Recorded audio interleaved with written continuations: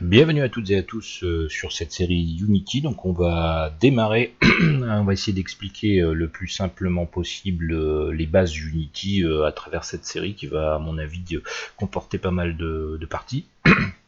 Donc on va démarrer sans plus attendre. Donc Unity, bon, si vous en êtes là, c'est que vous êtes un petit peu renseigné. Donc Unity est un moteur physique pour faire des jeux en fait, hein, essentiellement des jeux. On pourrait faire des applis aussi, mais c'est vraiment orienté vers le gaming.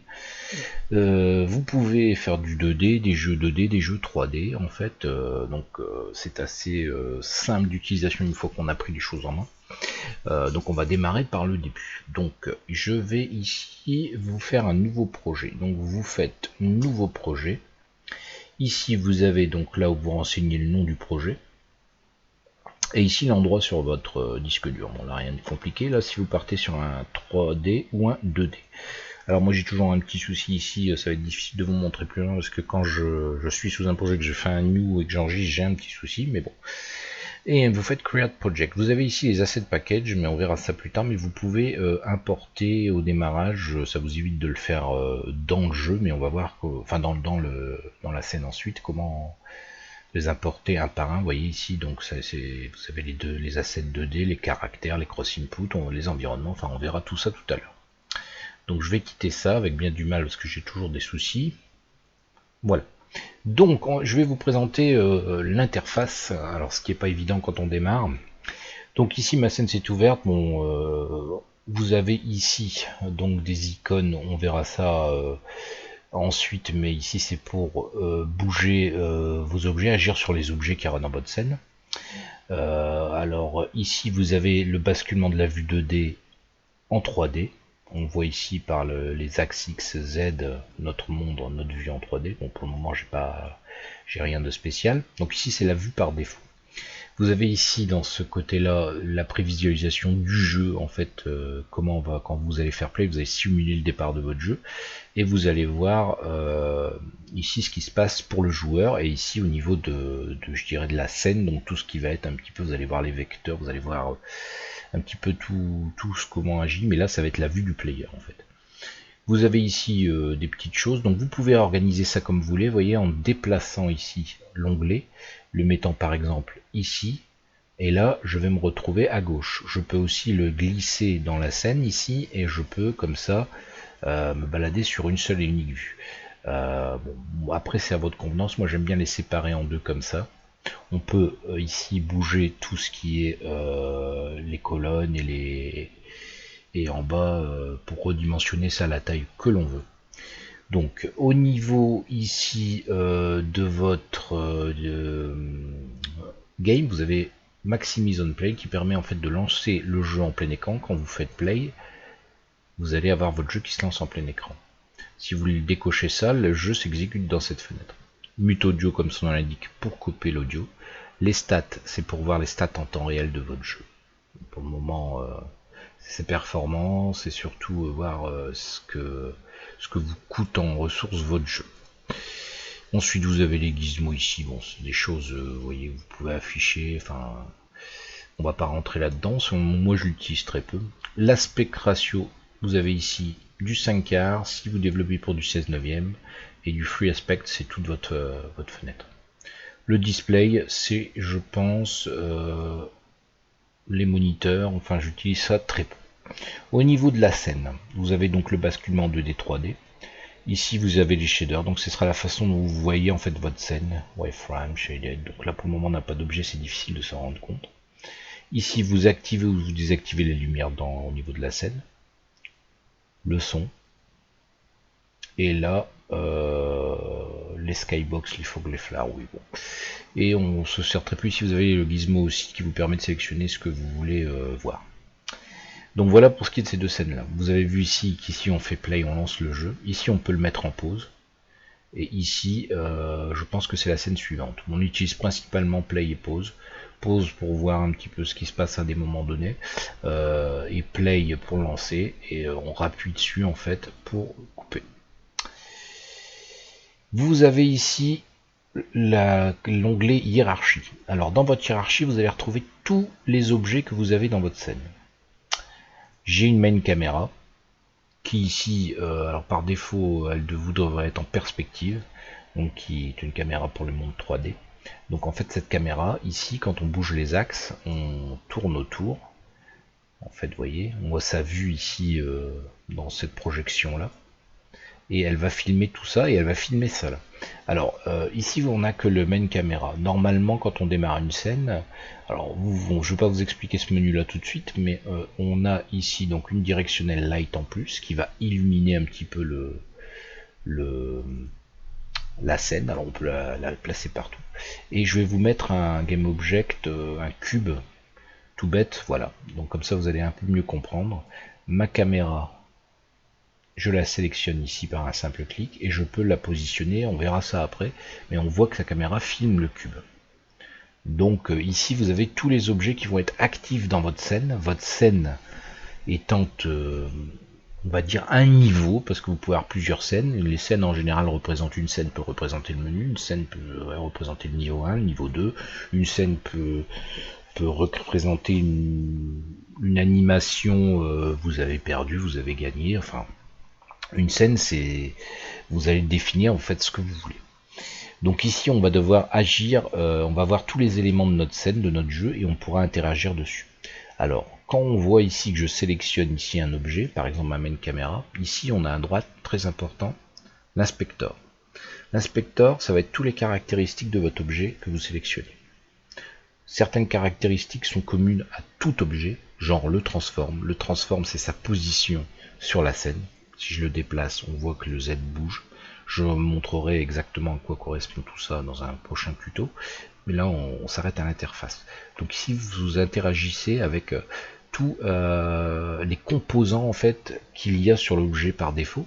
Et aussi, vous pouvez rajouter des composants, ce qu'on verra par la suite. On peut ici, en utilisant un Add Component, rajouter des composants. Vous allez voir ensuite ce que c'est les composants. Très utile et indispensable. Donc cette scène-là est très... Enfin, cette colonne-là, inspecteur, est très utilisée pour modifier les propriétés des composants et plein de choses pour que vos objets puissent agir comme vous le voulez sur votre scène de jeu. Vous avez ici deux onglets, projet et console. La console, ici vous avez des possibilités. Clear, c'est pour l'effacer. Collapse, alors je vais peut-être vous expliquer d'abord ce que c'est la console. La console va interagir avec l'utilisateur, donc nous, va nous afficher des messages d'erreur, des messages donc erreurs qui vont être en rouge, des messages d'alerte qui vont être en jaune avec un point d'exclamation, qui vont nous dire simplement attention, ça c'est pas bon, mais ça marche. Quand c'est en jaune, ça veut dire qu'il y a quelque chose qui va pas, mais ça ne pose pas tellement de problème pour le jeu. Et vous allez aussi pouvoir vous utiliser cette console pour sortir, écrire des choses dedans à un moment donné du jeu par des lignes de code. On va pas aborder les scripts tout de suite, mais sachez qu'on peut de manière un peu pour débugger par exemple écrire la valeur d'une variable ou d'une donnée à un moment donné de manière à pouvoir vérifier que c'est bien ça. Donc on va se servir de commandes qui nous permettront d'écrire dedans. Donc c'est pour dialoguer en fait avec le jeu, et Unity va dialoguer avec nous par l'intermédiaire de cette console aussi. Clear, c'est pour l'effacer. Clear on play, c'est quand vous lancez play, ça la vide avant. Alors c'est intéressant parce qu'effectivement si vous avez des vieux messages qui traînent, si vous laissez cocher clear on play, à chaque fois que vous lancez, ça repart à zéro. Et l'erreur pause, alors l'erreur pause, ça va vous mettre une pause quand vous avez une erreur dans votre jeu de code ou quelque chose, donc c'est assez embêtant. Moi je le décoche. Le collapse que j'ai pas encore abordé, c'est par exemple si vous avez des messages le même message en fait, ça va les grouper. Par exemple, imaginons que je lui dis d'écrire en permanence bonjour. Si je copie pas le collapse, je vais avoir bonjour, bonjour, bonjour, une liste avec tous les bonjours l'un derrière l'autre qui va s'inscrire comme ça, et ça va aller très vite, j'en aurai beaucoup. Si je fais collapse, je vais avoir une seule ligne avec bonjour, et ici le nombre de fois qui va s'augmenter, donc je vais avoir 500, 600. Donc, collapse permet de grouper en fait dans une colonne. Donc voilà un peu ce qu'il y a à dire au niveau de la console. console. Au niveau du projet, alors le projet, ça va être en fait tout ce que contient votre jeu. Ça va être là où on va stocker par exemple des sons, des images, des scripts, enfin, absolument tout. Des préfabs, vous ne savez pas encore ce que c'est si vous débutez, mais on verra ça par la suite. Et en fait, on va les stocker là. C'est-à-dire que si par exemple j'ai un décor de level 2 avec des arbres, des routes, je peux très bien ici créer un dossier, create folder. Je crée un dossier avec mes décors level 1. Et dedans, je mets tous mes décors level 1.